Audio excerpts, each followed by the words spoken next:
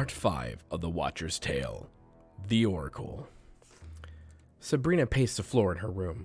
Back and forth, she walked while she fidgeted with her fingers. And every once in a while, she would hold her necklace, which held all the birthstones of her family. Her small fingers kept turning the garnet and opal stones. Muttering to herself, she tried to drown out the arguing coming from the other room. The angry din grew louder, so she reached for her phone and turned the volume up on her speakers. It started to help, but the nervousness continued to grow. Searching her mind, Sabrina tried to find its source, but with no luck. What she did determine, however, the feeling she was having was not because of the heated argument in the other room. No, it was from somewhere. Something different. All of a sudden, the room went black. She blinked her eyes. "The power must have gone out," she said. Even her music had stopped playing. No, it hadn't stopped playing. It had changed. Instead of the pop-punk music that was playing, now the room was filled with a soft humming and rhythmic song. The song was coming from every direction. Standing still, Sabrina realized what was happening. She was having a vision, not one of her usual ones. This felt different, powerful, important. Her nervousness was palpable, but she was remembering something Elihim had told her about visions.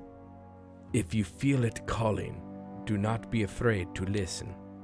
The ancients are talking, and you, my dear, are their mouth. Whether the news is good or bad, you must deliver it. What the receiver does with it is up to them, not you." He would know well. Elihim and Atheria had front row seats to Sabrina's visions. Sabrina closed her eyes, took a deep breath, and whispered, "I am ready.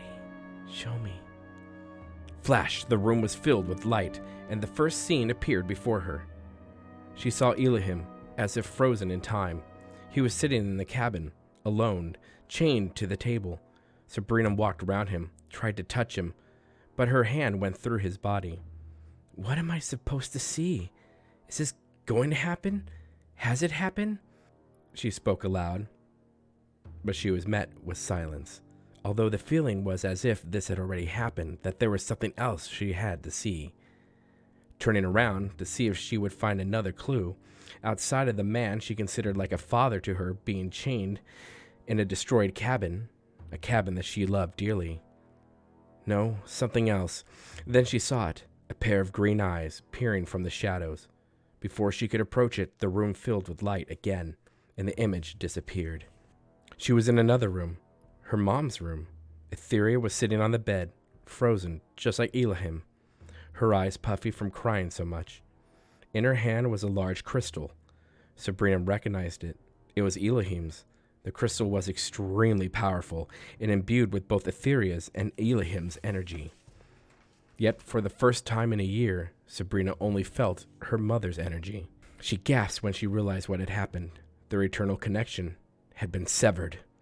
A tear ran down her face. Sabrina knew it wasn't Atheria who cut it. No, Elihim did. But why? He would die before he allowed that to happen, unless... Sabrina searched her mind. Atheria had told her something once about how far Elihim would go to protect everyone. "That's it," Sabrina said.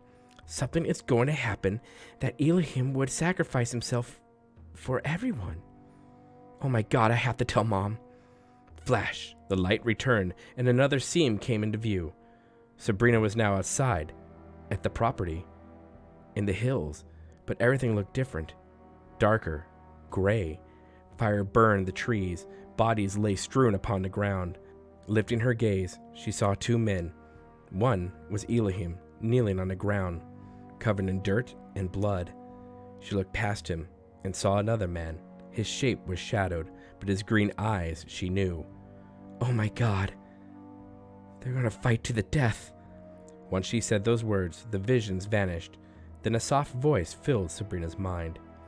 "Young daughter, keep this next as a secret till you see it with your mortal eyes." Sabrina nodded. Transported again, Sabrina was in the same place, but the earth had returned to normal. It had healed. Turning around, she saw the long white table Elihim had built. It was covered in rich food and Nordic-style settings. Lights hung from the trees. Chairs, lots of chairs, dotted the area. White, long tablecloths hung from the taller trees, swaying softly in the breeze. In the center was an altar, richly decorated with vines and flowers. Sabrina knew what she was seeing. Their wedding. As fast as the vision had come, Sabrina found herself back in her room.